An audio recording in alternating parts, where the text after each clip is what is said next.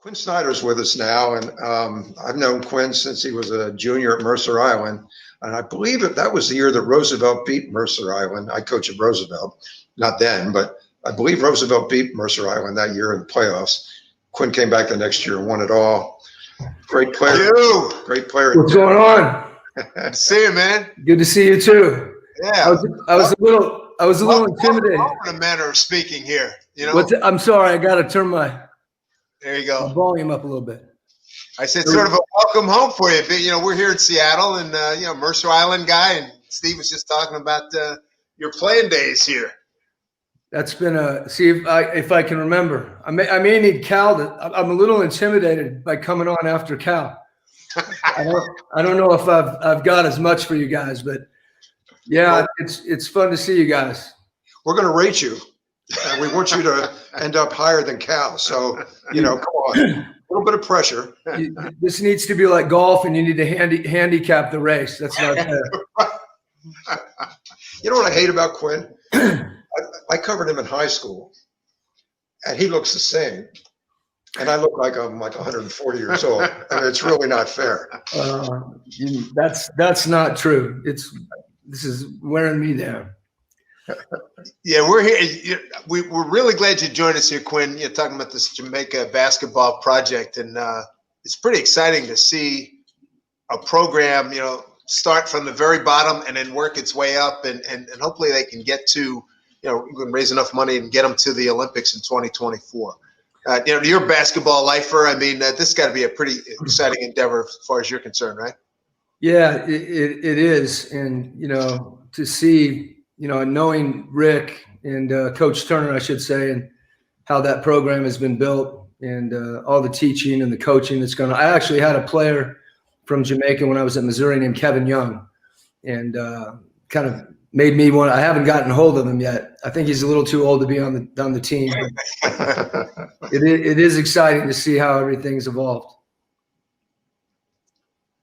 What was that you were talking about? When he was at Mercer Island? Did Roosevelt beat you in your junior year? Steve, you must be getting old because you've packed like 4 years into 1 year. So it was Juanita, but Mercer Island beat us. Or Roosevelt beat us, I should say, I think in maybe 82. So you brought up the 2 times we lost the state championship right now. I apologize for that. I remember you won. I was there when you won it. Yeah, that was a fun moment. And, looking back actually recently with Coach Pepple passing away, a lot of us having an opportunity to reminisce about that. It was a special team. And what a coaching tree he left behind. Yeah, no question. A lot of guys, and that was a fun program to be a part of. Hey, I know you're really, really tired of the word bubble, but I'm wondering, did you learn something as a coach that maybe you can take out of the bubble with practice and with preparation as you go forward? That was one of the things that we were actually talking about recently with our team. I think for our group, a couple of things happened. One, we lost Bojan Bogdanovic, who was one of our best players. Really impactful to our team, particularly on the offensive end. So we felt like we needed to run more. We got smaller. Jordan Clarkson, who's been great for us, is 6'4", and Bojan was 6'8". So we felt like we needed to do a couple of things from a strategic standpoint. One of them was to run and really running in order to get threes. Bojan shot 8 threes a game, and for us to absorb that's one of the things we're pretty good at is we have some really good shooters. And so we needed to get more aggressive to absorb those threes. And in order to get some of those, we felt like we needed to push the pace a little bit. And another thing, I think, because, we were small, is we tried to get a little more aggressive defensively, where we were comfortable, gambling a little bit more, attacking a little bit more on defense. And both those things, for me as a coach, those are things that we're going to draw on. I think we found, some areas where we can improve as a team, even when we get Boyan back. So it's a great question, to be honest with you, because, we felt like with all the time off as well, guys they were excited to play. There was an enthusiasm to be back, playing the game, back with their teammates. And I didn't want to dampen that by kind of having more of a traditional training camp. It wasn't really camp, but you're balancing, do you want to touch your habits and all that coaching stuff we do, right? We got the practice plan and we did this, and now, you're supposed to feel more prepared, like we're doing our job. And really where we went, especially early, we just played. We played a lot of 5-on-5. We scrimmaged, and we did some game situations. And our practices were they were intense. Frankly, I think they were more fun. I know, players. We all get it. When you get a chance to get after, and we did some teaching during that portion of practice too. So it's our players may have been more excited about that than me, because I think we will carry a lot of it forward. And good. Yeah, I think it's gonna be a good thing for our group. You got the draft in November. What are you looking for? What type of? Where are you in draft order, and what kind of players are you looking for? Yeah. Well, I'm lucky because our management, beginning with Dennis Lindsay, Justin Zanuck, our general manager, Dennis has been, terrific identifying talent in the draft and giving me in particular, players that fit what we're trying to do, but also, good players. And I think, whether or not you feel like there's a way your team can get better, addressing that in the draft, maybe you get that. Maybe you draft somebody that's just extremely talented that may, be similar to someone you have. And then really, I feel like it's up to me as a coach to adjust how we play. Yeah. I think, we're the way that we play, our ability to defend is an area where we can get better. We've had, prior to last year, we were a top 5, top 3 defensive team. And that's not real hard when you have Rudy Gobert. Pretty much anything I do, it's hard to screw it up. But we made it. We brought in some guys, Boyan being another one of them, Mike Conley, Jordan Clarkson this year in December, and we had a really good offensive team. And that's the challenge for us, whether it's the draft, free agency, but really more importantly, the guys that we have. And I mentioned that as far as the bubble, that for us to get a little more aggressive. Sometimes when you have really talented offensive players, it's easy to say, well, you know what, that we can get that one back. Because we can score, and that goes for a little while, but eventually, somebody like James Harden that Coach Cal was talking about, and I don't care what he's doing, it's pretty good. Right.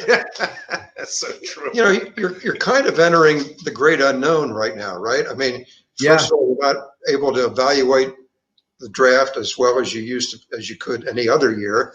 You don't know when the season's going to start. You don't know. I don't think you know how many games you're going to play. You don't know when practice is going to start. I mean, how does that change your preparation? Well, beginning with the schedule, Steve, as you said, there's been a few indications that, no earlier than January, and you hear other things, whether it's mid-January, potentially February. I think, the league did such a good job in the bubble as far as making us all feel safe. They're following, the science, as far as, what's happening as far as cures and vaccines and all those things. So as they factor all that in, that'll really determine when we start. But as far as the draft goes, November 18th, And the preparation for that, you're right. You don't have a chance to, put your hands on guys and see them in person, interview them, look them in the eye, getting an opportunity to do that last stage, of preparation. They don't have typically the camp in Chicago is the big pre-draft camp where all those things take place. So, in our case, I know our guys they've been watching film all summer. I mean, they've doubled down on the area where they're capable of having an opportunity to evaluate. So, for us, it's almost trying to find, we looked at it, what point, it's almost like trying to treat the off season like a typical off season where, what's the date that is the equivalent of, July 1 and kind of backing into it from there. So that mid-October, we started to feel some stuff. We really felt it was important to let our guys get away, everybody, after being there. And to be honest with you, I felt that was the most important thing, that we come back whenever we do, emotionally fresh. And, I think it's the first time for a lot of us in a decade or longer where you may get to spend Christmas with your family. Yeah, right. No kidding. So, and Thanksgiving too, as a matter of fact. So first time since probably high school for a lot of people. No, you're right. You're right. So good to take advantage of that. I'm sorry. No, I'm thinking about my friend Dwayne Casey with the Pistons, who yeah, hasn't played a game. By the time the next season starts, it's going to be how many months between games? And how do you prepare that way? yeah. Well, I remember the day that it ended because we were there in Oklahoma, and in March. So that's a stretch. And you're right. I think some of those teams, in a rebuilding stage where they really rely on the summertime. They treat summer league differently. Oftentimes they'll bring not just their rookies and first year players, they'll bring guys and use that summer months as an opportunity. Sure. So, they did get an opportunity, as Coach Case is, he's the best and hell of a coach. And, you see that in his teams all the time. But, for those teams, they were able for a short period to at least kind of touch it, and get back together. But, that compared to what the experience we had of, being around each other all the time is different. And that's tough. Wow. Yeah, I don't know how he's going to do it, but and he's the kind of guy who in July is watching game films from at least 2 games the previous year and breaking them all down. And, you can only watch your team play the Pacers 400 times before you can't learn anymore. Yeah, no question. And there's certain games you don't really want to watch. Good point. Quinn, what do you think of the finals? I was being down there. It was really interesting. So our hotel, they had our team. The Heat were next to us, literally. The Nuggets were across the hall, basically literally across the hall, and the Lakers were just a little further down. So not only did we play the Nuggets in what was an unbelievable series, but we got to see each other all the time, and we were already gone before the Heat, were playing the Lakers in the finals, but they were right next to each other. And I just kept thinking about, Mike Malone and I would walk by each other and, hey, Mike, how you doing? And, I got stuck on the elevator with Michael Porter Jr. I shouldn't say stuck, but you kind of don't know how to, hey, great game, and I think it's interesting because there really was a sense, and maybe it's the reason we were there, that we were able to have those moments of competition. And, sportsmanship sounds like kind of, a high school term, but it really was interesting. I think there was a common purpose. Everybody knew, what we were doing down there on a lot of levels. And I'm getting to the Heat Lakers series. You saw LeBron James, make, play the way that he's capable of, but take everybody on their team to a higher level. And that's, taking nothing away from Miami. We played Miami in a scrimmage situation before the seeding game started. And you could tell that they were one of those teams that they were finding themselves, and what they were able to do through the East, and really too, without Dragic and Bam, for a couple of games, they could have easily got swept. And the will of that team, and that's a credit to all those guys, from Pat Riley to certainly Eric Spoelstra, and then their players, that they were able to grind. And then, then I think LeBron was just better than everybody. Yeah. It's like, I remember doing a women's Final Four with Gino Auriemma, and they played Pat Summitt. And he says, "We had 2 great teams." He says, "But we had Diana Taurasi. Good night, everybody." It's that simple, right? Yeah, it is. And it's a great example, because you have 2 of the best coaches in any men's, women's, Olympics, international. Yeah. And as much as we as coaches think we matter, I think all of us know it's about the players. It sounded like, what you're talking about in seeing the other guys, it sounds like the respect level was at a high level with the interaction, even if it was just, maybe a little minimal contact, outside of basketball, but, just walking around in a living area. It sounded like, hey, man, you're doing your part, I'm doing my part, and we're going to get this thing done. Yeah, it really was. And it was a win to be there, for everybody. And what it reminded me of a little bit was like team camp. We used to go, and, whether we go to the Husky team camp or Cougar Cage camp or go to Oregon, and you have your whole team on one floor. And at that point, they had to come tell you lights out, or whatever they said. That wasn't the case in the league. Guys had the flexibility and freedom to, on the campus, but you couldn't leave.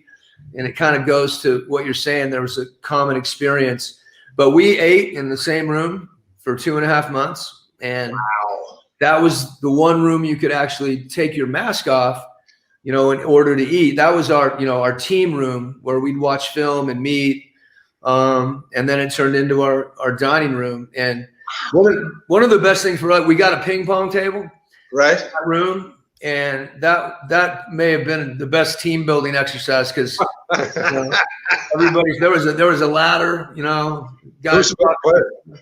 What's that? Who was the best player? That was arguable. I should bring a couple of these guys on here, because you'd get a different answer. But let me put it this way. Rudy Gobert didn't like the initial table and went out of his way to find a table, had a table brought in. And he may have come on. No question. And something about the surface, he was more of a touch spin player. Donovan was pure power. And there was a few other guys. Well, like Rudy had more of an Asian game, right? A little finesse, cut, chop, that kind of stuff. Good way to put it. Yeah. And he's actually, he can cover a little ground on that ping pong table, because his wingspan is not. It's pretty good. Man, oh man. Well, Quin, I think your kids are probably about ready to knock down the door behind you. You can hear them, right? Yeah. I have one more question. I wanted to ask this of everybody and never got around to it. I mean, we're kind of celebrating basketball here. Yeah, absolutely. Do you remember the time that you fell in love with a game, or you just said, "This is my game. I want to immerse myself in the game"? I remember, a moment when, if you remember it, it's probably significant, right? And there was at my elementary school, there was an outdoor hoop, and there was kind of a curb that cut through and cut off one of the sidelines. So, if you miss and hit the curb, it was gone. And I used to play there. It was, I could walk there from home, so that was easy. And I'd walk up, and eventually I could drive. And we had a 71 Impala. That was the one that I got to drive. And I can recall, I came back from a camp, and I was a sophomore in high school. It was that summer, and I went to that camp, and I was overwhelmed, at the other players that were out there. And I didn't feel like I was a very good player, put it that way. And I remember, going home and driving up there. I can remember KJR was playing. I had the keys turned to that level where you could still hear the radio, had the AM radio, had my ball. And I can remember it started raining, and there was a point where I started to notice it, and I didn't even think about, going in or going anywhere.